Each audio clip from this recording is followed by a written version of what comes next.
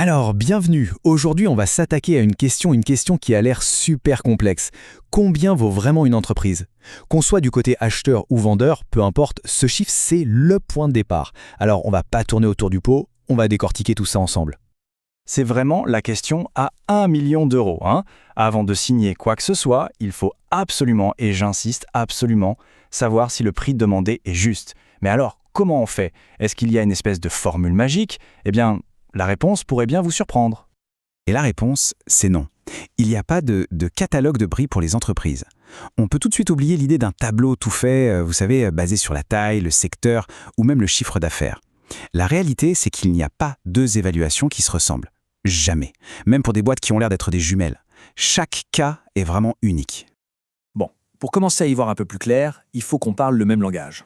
Et dans ce monde-là, le langage, c'est celui des chiffres. Allez, on commence par les bases. Alors là, attention, c'est peut-être la distinction la plus importante de toutes. D'un côté, les revenus. C'est simple, c'est tout l'argent qui rentre dans les caisses. Mais ce qui nous intéresse vraiment pour évaluer une boîte, ce sont les bénéfices, c'est-à-dire ce qu'il reste à la fin, une fois qu'on a payé absolument toutes les factures. C'est ce chiffre-là, le bénéfice, qui est le vrai cœur du réacteur. Ok, maintenant que ça, c'est clair, on passe aux méthodes. En gros, il y a deux grandes approches pour mettre un prix sur une entreprise. On peut voir ça comme deux angles d'attaque, d'un côté le plancher et de l'autre le potentiel. Voilà, d'un côté, on a la valeur de liquidation. Pensez-y comme le prix plancher, le minimum syndical en quelque sorte. Et de l'autre, on a la valeur d'exploitation. Là, on regarde l'entreprise comme ce qu'elle est, une machine en marche, une entité vivante qui peut créer de la richesse. Pour faire simple, la valeur de liquidation, c'est un peu le scénario catastrophe. On arrête tout et on vend tout. Imaginez, on vend les bureaux, les ordis, les stocks, absolument tout. Ensuite, on paye toutes les dettes. Ce qui reste à la toute fin, eh bien c'est ça, la valeur de liquidation. C'est vraiment la valeur de l'entreprise en pièces détachées, son prix minimum absolu. Ah, la valeur d'exploitation. Là, ça devient beaucoup plus intéressant, mais aussi forcément un peu plus complexe. Ici, on ne s'intéresse plus aux briques et au ciment. Non, on regarde la maison entière, en état de marche.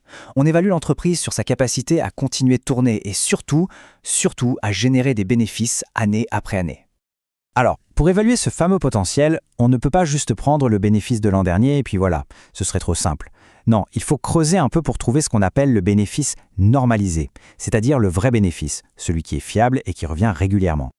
Et comment on fait ça au juste? Eh bien, c'est un travail en 3 étapes. Premièrement, on regarde l'historique des bénéfices sur plusieurs années. Ça, c'est pour voir la tendance générale. Deuxièmement, et ça c'est super important, on enlève tous les événements qui n'arrivent qu'une fois, par exemple une grosse vente immobilière ou à l'inverse une dépense totalement imprévue. On nettoie les chiffres. Et enfin, troisième étape, on ajuste le salaire du patron pour qu'il corresponde à ce que le marché paierait. Pourquoi? Parce qu'un propriétaire peut très bien se payer moins pour faire paraître les bénéfices plus gros qu'ils ne le sont en réalité. C'est une correction essentielle. Ok, on a notre bénéfice normalisé, c'est super. Mais il nous manque une pièce maîtresse du puzzle, le risque. Et pour mesurer ça, on utilise un outil qui s'appelle le taux de capitalisation. Ça, c'est la règle d'or, la loi numéro 1 en finance. C'est simple, plus on prend de risques, plus on s'attend à gagner gros en retour. C'est logique, non? Personne ne mettrait son argent dans un projet super risqué pour espérer gagner 3 fois rien. Ça n'a aucun sens. Le jeu doit en valoir la chandelle. Regardez ce graphique, il résume tout parfaitement. Tout à gauche, on a le compte épargne. Risque, 0, ou presque. Donc le rendement est tout petit. À l'autre bout du spectre, le capital risque. Là, on parie sur des startups, c'est qui tout double. Le risque est énorme, alors les investisseurs, ils attendent des retours de 25-30%, voire plus. Et une entreprise classique, une PME, eh bien, elle se situe quelque part au milieu.